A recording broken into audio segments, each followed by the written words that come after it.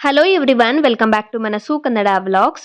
ಪ್ರತಿದಿನ ಪಂಚಾಂಗವನ್ನು ಪರಿಶೀಲಿಸುವುದರಿಂದ ಶುಭ ಸಮಯಗಳ ಬಗ್ಗೆ ಹಾಗೇನೆ ಅಶುಭ ಸಮಯಗಳ ಬಗ್ಗೆ ತಿಳಿದುಕೊಳ್ಳಬಹುದು.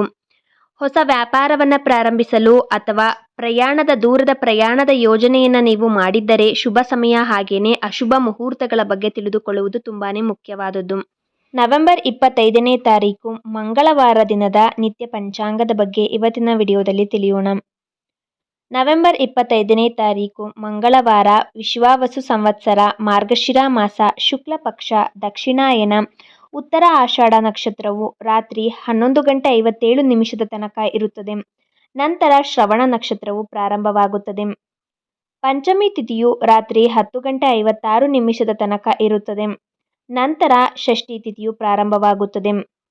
ಗಂಡ ಯೋಗವು ಮಧ್ಯಾಹ್ನ 12:50 ತನಕ ಇರುತ್ತದೆ. ನಂತರ ವೃದ್ಧಿ ಯೋಗವು ಪ್ರಾರಂಭವಾಗುತ್ತದೆ. ದಿನದ ವಿಶೇಷ: ಸುಬ್ರಹ್ಮಣ್ಯ ಷಷ್ಠಿ ತಿಥಿಯು ನವೆಂಬರ್ 25ನೇ ತಾರೀಕು ಮಂಗಳವಾರ ರಾತ್ರಿ 10:56 ಪ್ರಾರಂಭವಾಗಿ ನವೆಂಬರ್ 26ನೇ ತಾರೀಕು ಬುಧವಾರ ರಾತ್ರಿ 12:01 ಮುಕ್ತಾಯವಾಗುತ್ತದೆ. ಪೂರ್ಣ ಪ್ರಮಾಣದಲ್ಲಿ ಹಾಗೇನೆ ಸೂರ್ಯ ಉದಯದ ತಿಥಿಯು ನವೆಂಬರ್ 26ನೇ ತಾರೀಕು ಬುಧವಾರ ಇರುವುದರಿಂದ ನವೆಂಬರ್ 26 ಬುಧವಾರದಂದು ಈ ಬಾರಿ ಸುಬ್ರಹ್ಮಣ್ಯ ಷಷ್ಠಿ ಅಥವಾ ಚಂಪಾ ಷಷ್ಠಿಯ ಆಚರಣೆಯನ್ನ ಮಾಡಬೇಕು. ಮಾರ್ಗಶಿರ ಮಾಸದಲ್ಲಿ ಬರುವಂತಹ ಈ ಚಂಪಾ ಷಷ್ಠಿ ಅಥವಾ ಸುಬ್ರಹ್ಮಣ್ಯ ಷಷ್ಠಿಯು ತುಂಬಾನೇ ವಿಶೇಷವಾದದ್ದು. ಸರ್ಪದೋಷ ಇರುವಂತವರು, ಹಾಗೇನೆ ಸಂತಾನ ಭಾಗ್ಯಕ್ಕಾಗಿ ಬೇಡ್ಕೊಳ್ತಾ ಇರುವವರು, ಮಕ್ಕಳಿಗೆ ಆರೋಗ್ಯದ ಸಮಸ್ಯೆ ಇರುವವರು, ಮಕ್ಕಳಿಗೆ ಕಿವಿ ಸೋರುತ್ತಾ ಇದ್ದರೆ ಅಥವಾ ಕಿವಿಯಲ್ಲಿ ಮಕ್ಕಳಿಗೆ ನೋವು ಬರ್ತಾ ಇದ್ರೆ, ಈ ತರದ ಸಮಸ್ಯೆಗಳು ಇರುವವರು ಈ ಸುಬ್ರಹ್ಮಣ್ಯ ಷಷ್ಠಿಯ ದಿನದಂದು ಸುಬ್ರಹ್ಮಣ್ಯ ಸ್ವಾಮಿಯ ಪೂಜೆಯನ್ನು ಮಾಡಿದರೆ ಎಲ್ಲ ಸಮಸ್ಯೆಗಳು ಕೂಡ ದೂರವಾಗುತ್ತವೆ. ಸುಬ್ರಹ್ಮಣ್ಯ ಸ್ವಾಮಿಯು ನಾಗರ ದೇವರ ಪ್ರತಿರೂಪ. ನಾಗರ ದೇವರು ಕೂಡ ಸುಬ್ರಹ್ಮಣ್ಯ ಸ್ವಾಮಿನೇ. ಹಾಗಾಗಿ ಸುಬ್ರಹ್ಮಣ್ಯ ಷಷ್ಠಿಯ ದಿನದಂದು ಉಪವಾಸವಿದ್ದು ಅಶ್ವತ್ಥ ಕಟ್ಟೆಯ ಹತ್ತಿರ ಇರುವಂತಹ ಸರ್ಪ ವಿಗ್ರಹಕ್ಕೆ ಹಾಲನ್ನ ಎರೆದು ತನಿಯನ್ನ ಎರೆದು ಅಭಿಷೇಕವನ್ನ ಮಾಡಿ ನೈವೇದ್ಯವನ್ನ ಇಟ್ಟು ಪೂಜೆಯನ್ನ ಮಾಡಿಕೊಂಡು ಬರಬೇಕು. ಹಾಗೇನೆ ಸಂತಾನ ಭಾಗ್ಯಕ್ಕಾಗಿ, ಕಂಕಣ ಭಾಗ್ಯಕ್ಕಾಗಿ ಇನ್ನು ವಯಸ್ಸಾಗ್ತಾ ಇದ್ರೂ ಕೂಡ ಕಂಕಣ ಭಾಗ್ಯ ಅನ್ನೋದು ಕೂಡಿ ಬಂದಿಲ್ಲ, ಸಂತಾನ ಭಾಗ್ಯ ಆಗಿಲ್ಲ ಅಂತ ಅನ್ನುವವರು ಸುಬ್ರಹ್ಮಣ್ಯ ಷಷ್ಠಿಯ ದಿನದಂದು ಸುಬ್ರಹ್ಮಣ್ಯ ಸ್ವಾಮಿಯ ದೇವಸ್ಥಾನಕ್ಕೆ ಬಂದು ಹರಕೆಯನ್ನ ಕಟ್ಟಿ ಪೂಜೆಯನ್ನ ಮಾಡಿಸಿದರೆ ಕಂಕಣ ಭಾಗ್ಯ ಕೂಡಿ ಬರುತ್ತದೆ ಅನ್ನುವ ಒಂದು ನಂಬಿಕೆ ಇದೆ. ಹಾಗೇನೆ ವೈವಾಹಿಕ ಜೀವನದಲ್ಲಿ ಸಮಸ್ಯೆಗಳು ಇದ್ದರೆ, ಕಲಹಗಳು ಇದ್ದರೂ ಕೂಡ ಅವು ಕೂಡ ನಿವಾರಣೆ ಆಗುತ್ತವೆ ಅನ್ನುವ ಒಂದು ನಂಬಿಕೆ ಇದೆ. ಸುಬ್ರಹ್ಮಣ್ಯ ಷಷ್ಠಿ ಅಥವಾ ಚಂಪಾ ಷಷ್ಠಿ ದಿನದ ಪೂಜೆಯ ಬಗ್ಗೆ ಮುಂದಿನ ವಿಡಿಯೋದಲ್ಲಿ ಸಂಪೂರ್ಣವಾಗಿ ತಿಳಿಸ್ಕೊಡ್ತೀನಿ. ನವೆಂಬರ್ 25ನೇ ತಾರೀಕು ಮಂಗಳವಾರ, ಸೂರ್ಯೋದಯದ ಸಮಯ ಬೆಳಗ್ಗೆ 6:22 ಸೂರ್ಯೋದಯವಾಗುತ್ತದೆ. ಸೂರ್ಯಾಸ್ತದ ಸಮಯ ಸಂಜೆ 5:50 ಸೂರ್ಯಾಸ್ತವಾಗುತ್ತದೆ. ಚಂದ್ರೋದಯದ ಸಮಯ ರಾತ್ರಿ 10:26 ಚಂದ್ರೋದಯವಾಗುತ್ತದೆ. ಚಂದ್ರಾಸ್ತದ ಸಮಯ ನವೆಂಬರ್ 26ನೇ ತಾರೀಕು ಬೆಳಗ್ಗೆ 10:24 ಚಂದ್ರಾಸ್ತವಾಗುತ್ತದೆ. ನವೆಂಬರ್ 25ನೇ ತಾರೀಕು ಮಂಗಳವಾರ ದಿನದ ಶುಭ ಮುಹೂರ್ತಗಳನ್ನು ತಿಳಿಯೋಣ. ಬ್ರಾಹ್ಮಿ ಮುಹೂರ್ತ ಬೆಳಗಿನ ಜಾವ 5:04 5:58 ತನಕ ಬ್ರಹ್ಮ ಮುಹೂರ್ತವಿರುತ್ತದೆ.